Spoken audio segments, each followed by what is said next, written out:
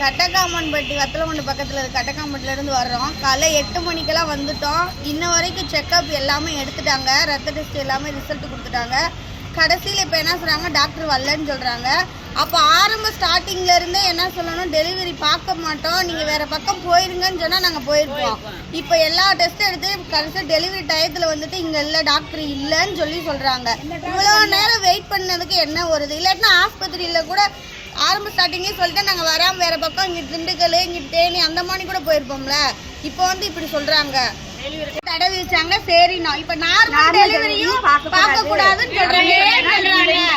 அப்ப எல்லாமே இல்ல. இந்த சுத்து வட்டாரத்துல இருக்கிற கர்ப்பிணி பெண்கள் எங்க போவாங்களாமா? அண்ணா, நாங்கள் எழுவன்பட்டியிலேருந்து வரோம்னா, அங்கேருந்து வர்றதே ரொம்ப தொலைவுலேருந்து தான் வரோம். இங்கே வந்து ஸ்டார்டிங்லேருந்து இங்கே செக்கப் வாங்க, நம்ம டெலிவரி இங்கேயே பார்த்துக்கலாம் 1 மாதமாக இழுத்து அடிச்சுட்டு இப்போ திடீர்னு வந்து டெலிவரி இங்கே பார்க்க முடியாது, நிலக்கோட்டைக்கு போங்க, இல்லைன்னா திண்டுக்கல் போங்க, இல்லைன்னா தேனி போங்க அப்படின்றாங்க. அவ்வளோ தூரம் எங்களால் போக முடியாது. பஸ் வசதியும் கிடையாது அவ்வளோ தூரம் போகிறதுக்கு. எவ்வளோ தூரம் எங்கேருந்து இடையிலே போகிற போய் குழந்தை பிறந்துச்சுன்னா யார் பதில் சொல்லுவா? அதனால எங்களுக்கு இங்கே வத்தலக்குன்னா எங்களுக்கு டாக்டர் வேணும். டாக்டர் வந்து ஏற்பாடு பண்ணுங்க, இல்லைன்னா ஆஸ்பத்திரி இழுத்து மூடுங்க, யாருக்குமே ட்ரீட்மெண்ட் பார்க்காதீங்க.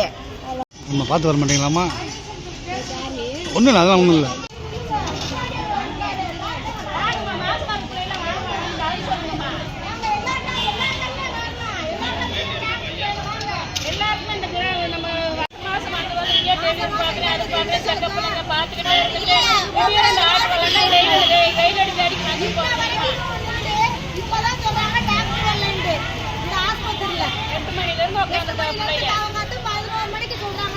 ஆஸ்பத்திரி டாக்டர் எல்லாத்தையும் பேசுனப்பா பண்ணீங்க எல்லாருமே பேசுனாங்க முடியாது. டாக்டர் இல்லையா? 8 மணிலேருந்து அவங்க உட்காந்துருக்காங்க. பாவம் அந்த பிள்ளைய சாப்பிடாம செய்ய வந்து உட்காந்துருக்குது. 11 மணிக்கு இப்போ சொல்கிறாங்க டாக்டர் டெஸ்ட்டை பூரா 8 உள்ள உட்கார வச்சுக்கிட்டு டாக்டர் வரல நினைச்சு விட்றாங்க.